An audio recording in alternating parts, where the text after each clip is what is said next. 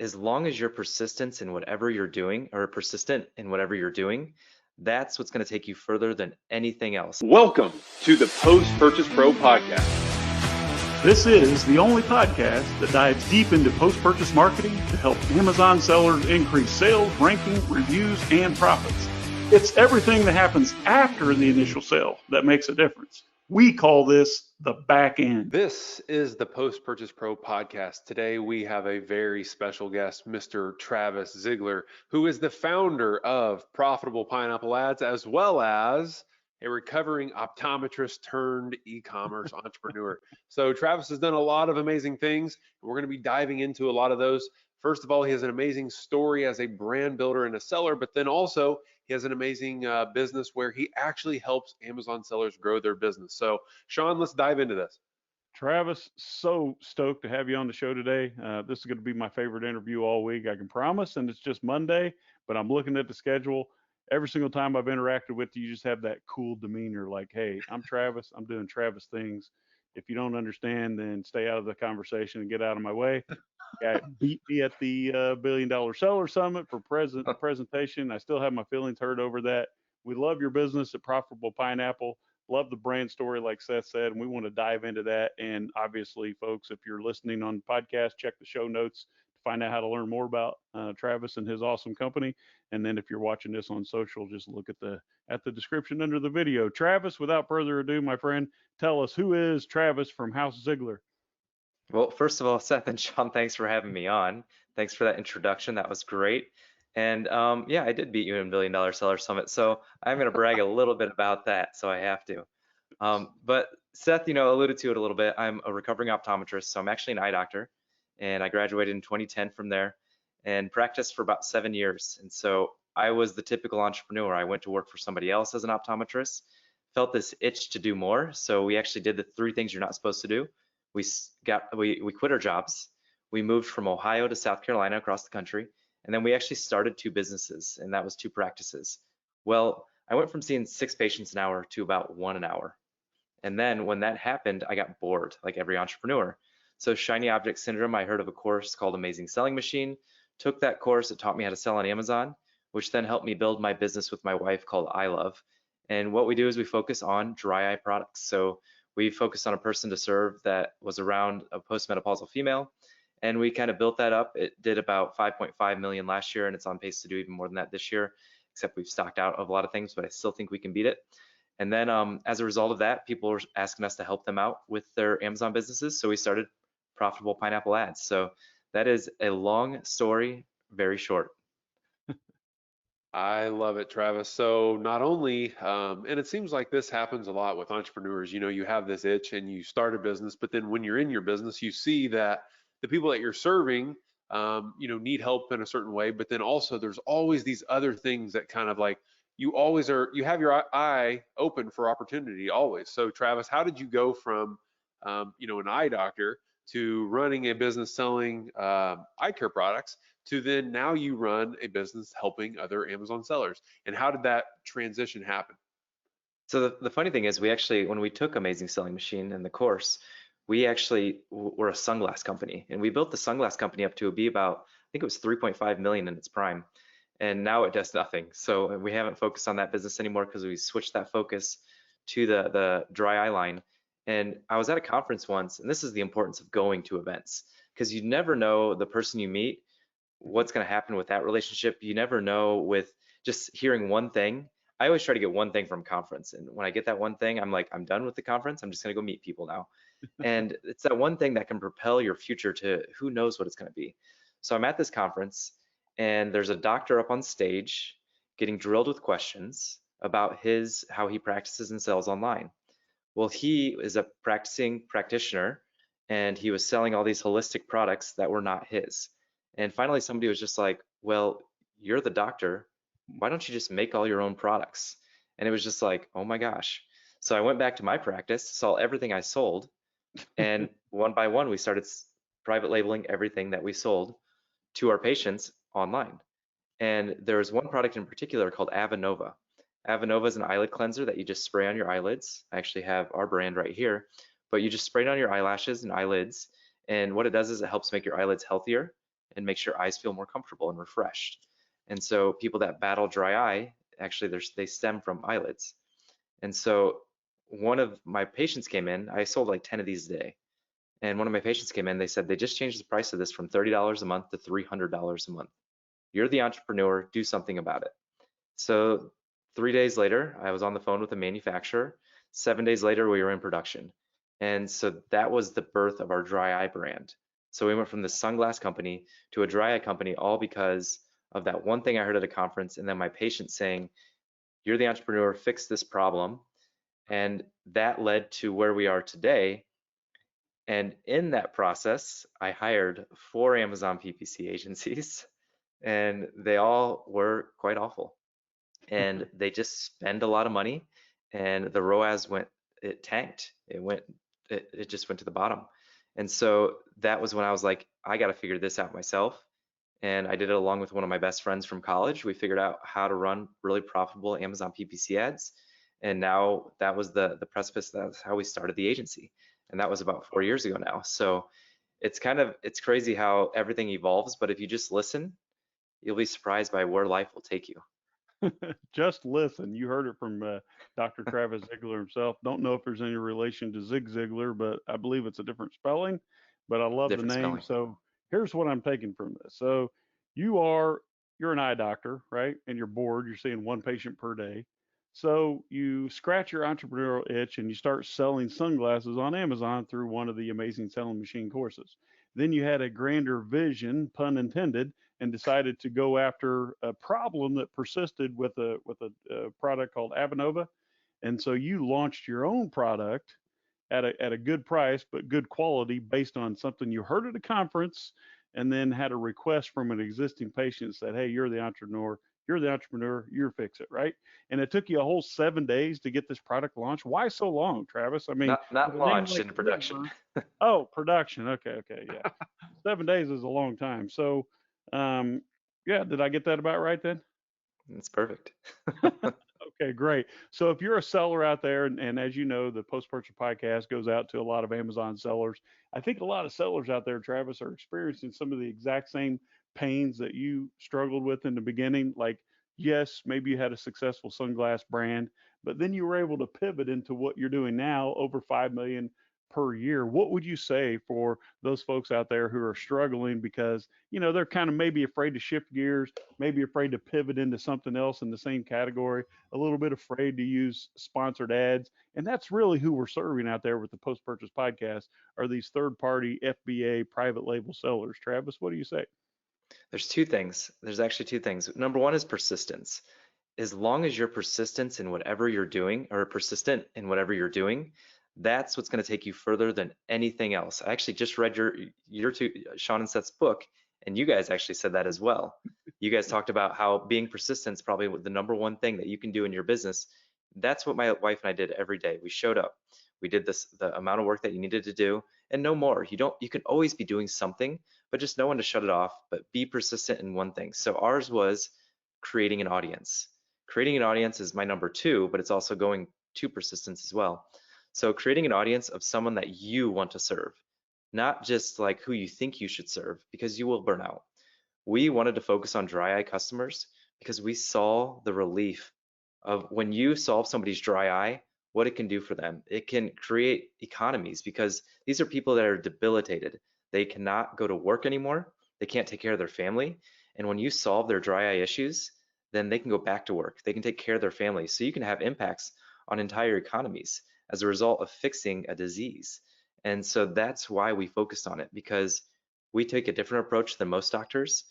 And we persistently did that every single week. And we did this by coming out with a YouTube video weekly, a blog post weekly, and then we go live in our Facebook group weekly. What that caused is absolutely nothing for 6 to 12 months. Nobody came to our videos. Nobody came to our Facebook lives. Nobody showed up to our blog. But then slowly, Google saw we were real. YouTube saw we were real. So did Facebook. Then we organically started reaching people, and people started following us. We built our YouTube subscriber list. It got shut down, but we built it up to 50,000 subscribers before it got shut down. Our blog was doing 200,000 hits per month before it got shut down. And then our Facebook group is still alive and it's got about 17,000 followers. The reason it got shut down, because I know that's the next question, is because we sold our company last June. We still run it, but we sold it last June. And the parent company didn't like the blog and YouTube channel. They thought it was a little too risky of us talking about disease and selling products. And so Okay. that's why they wanted it shut down. But we built those audiences with persistence by just showing up every single week, and we became friends with some of the people in our group. We created these raving fans, and they'll buy anything we put out as a result because they know, like, and trust us, and we know, like, and trust them, and they've become more of a family than just customers. And so being persistent and creating an audience of people that you actually want to serve, that's kind of the key thing. Wow, Travis. So Sean and I talk about building an audience every single week, and a lot of Amazon sellers, and you've seen it before yourself, they focus on creating transactions and they never think about the person on the other end of that transaction. They never think that these people are all struggling with the same problem, and there's really a community there, an audience there that you can serve in a big way. They just think, how can I tweak my ads so then Amazon produces another bit of code that looks like a transaction and I get paid? But we like to engage that customer after the fact. You're saying build the audience, give value, create value.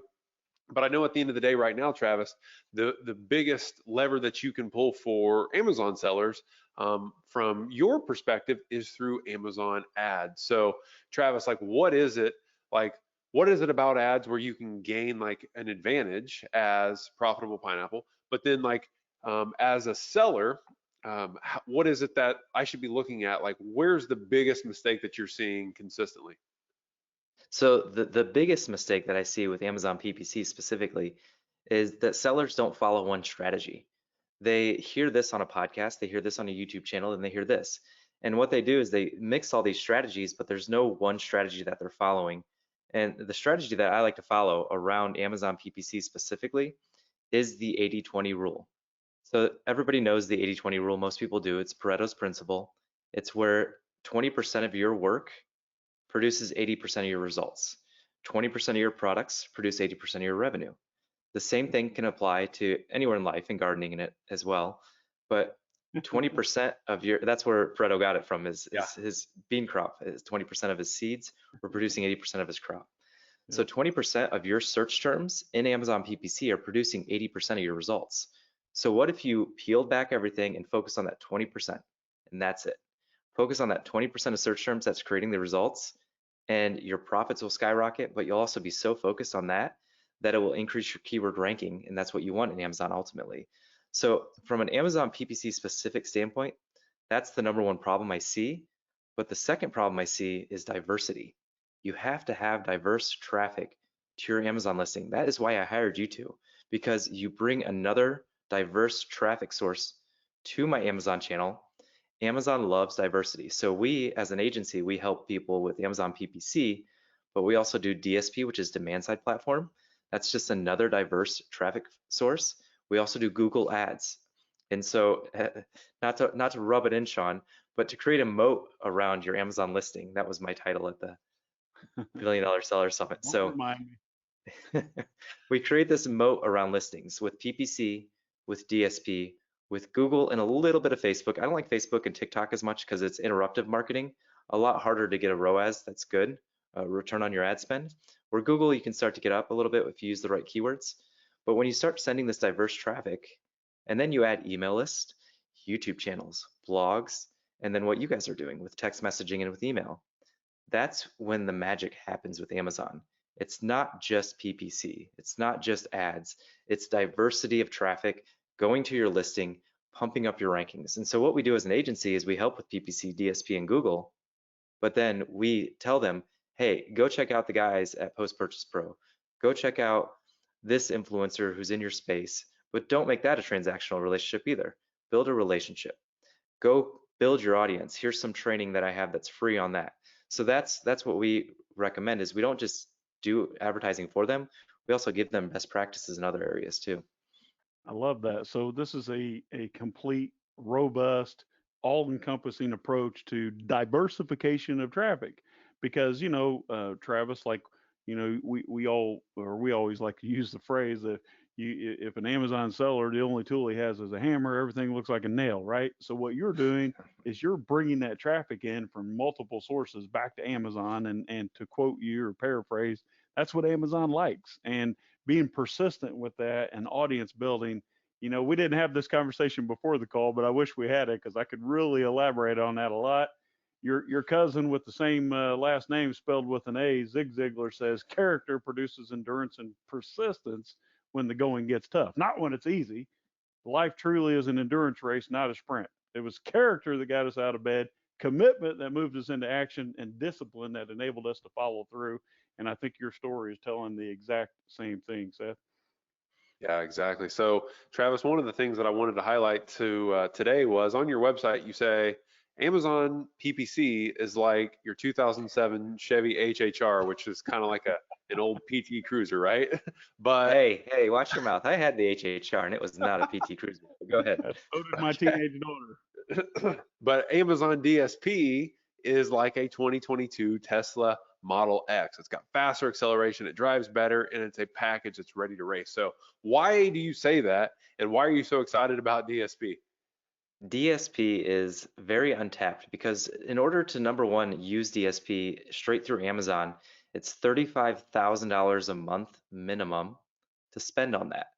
And most sellers aren't going to spend that just to test out an advertising channel. So the nice thing is when you come through an agency like ours, we can test it with as low as $5,000 a month.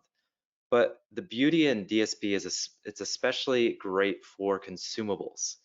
Consumables, it's good for everything, but consumables are really where the bread and butter is with DSP. Because let's say your product has a life cycle of 30 days. What you can then do is advertise to your people that have already purchased from you, but they haven't bought in the last 30 days. High ROAS, very, very low hanging fruit.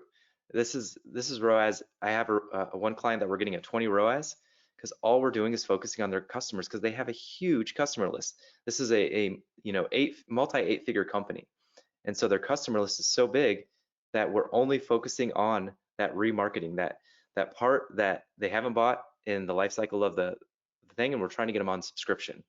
So that's number one. We have a 20 ROAS with that customer. Now that's a very sexy ROAS, but we're only going after that segment. And so it's a very high ROAS because of that. The next one up is retargeting. And so this is people that have been on your listing, but they didn't purchase.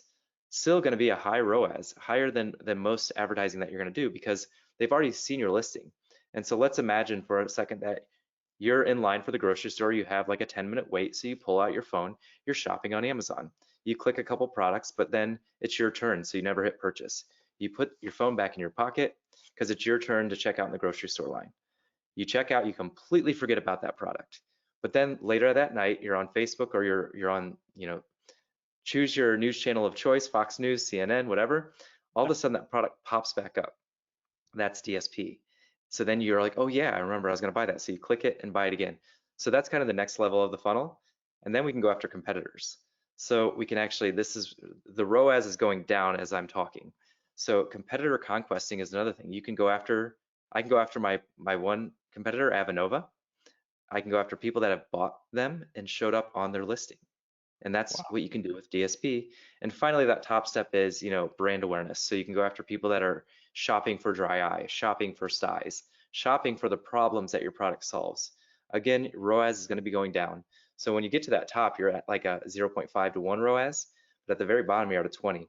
And so what we always do with clients is we start at that bottom, and then we work our way up as budget allows us to do that. So DSP can be this huge accelerant onto your Amazon platform.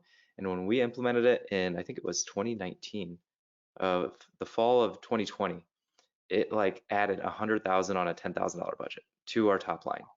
And so it just accelerated us really quickly. Our subscriber count shot through the roof. And then we continue to see that with clients. They come to us, they have consumables, they're already doing, $100,000 to $500,000 in sales. And we just add that low budget DSP and we instantly boost them because of that high ROAS that we can hit from that bottom of the funnel. Unreal, Travis. So and for today's format and the post-purchase podcast, we're out of time. But the good news is we're going to have you on a dedicated webinar in the very near future where we're going to jump into the weeds about your building a moat theory, along with what is it exactly that profitable pineapple ads can do for me as an Amazon seller, and what makes you different from other agencies out there. If you want more information on Travis and what he's doing at Profitable Pineapple, easily just go to profitablepineapple.com or look at the notes below this video, or if you're listening to this on the podcast, check out the show notes. Travis has already told me he's going to build a particular landing page with an, what was the offer again, Travis? We're going to give you guys a free course on what I'll be talking about a little later. I love it. So a free course from Travis of House Ziegler himself, and you're going to have that in the show notes or below this video in the very near future. Travis, I cannot commend you enough, my friend, for saying be persistent. Keep showing up. Be top of mind. Don't quit, because if it was easy, everybody would be doing it, right? And the importance of building an audience. Because even if it's not your audience, Travis is going after his competitor that basically launched his business called Avinova. And now you're retargeting those folks who search for Avinova. So my advice is go find out more about profitable pineapple ads, Travis Ziegler. Don't compete with him, folks. I've been there. It doesn't end well. Just ask Avinova. Seth? Yeah, definitely, Travis. So thank you so much for joining us on the Post Purchase Pro podcast. Travis, before we get out of here, we always like to ask a couple of little fun questions. So first and foremost, what is your favorite business book? And on the back side of that, what has been your favorite purchase? Maybe a splurge, maybe not. What do you got, Travis?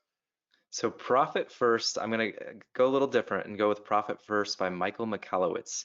I read it every January, and the reason I like it is because it's one of those books that teaches you how to make your business profitable from the get-go. And every Amazon seller needs that. And so that's something that I believe that you should invest in, because it's well worth it. And I love Michael Michalowicz. I have all his books, and all his books are amazing. And I'm sure you guys have both read Profit First. I have. Seth forced it on me a few years ago. And, you know, it was really profound, actually, taking your money out first and making sure you make a profit. So, as you know, when we first got together, Seth's first question when I presented the Amazon opportunity, I'm like, look, I did 250 grand in sales. He said, did you make any profit? And I'm like, I don't know. How do I know if I made any profit? So That's sorry, CEO versus COO right there. exactly. So what is your favorite splurge purchase that you've made besides that cool hat behind you? The cool hat, actually the painting was a splurge purchase too, but I'm gonna go with we just bought a house. So that is my splurge that we did last week. We actually bought a house, so we'll be moving into that at the end of August. We decided to build. So that was my splurge. Well, Travis is no longer homeless. Great. And I just have to assure you that the background behind Travis is legit. It's not one of those virtual backgrounds, right? That's a pineapple. That's the low-hanging fruit that we talk about. Yeah. That's great. I'm tired of seeing the San Francisco Bridge, you know, over the San Francisco Bay on Zoom calls. Travis, it's always a pleasure, man. You're so much fun. Love your personality. We love what you're doing. We give it 4 thumbs up between Seth and I, and we strongly suggest you check out Profitable Pineapple. At the very least, guys, Travis is going to give you his course on how to do ads properly with Amazon, how to build audiences, and stay persistent. Thank you so much, Travis. You've been a pleasure, my friend. Appreciate you guys having me on. All right.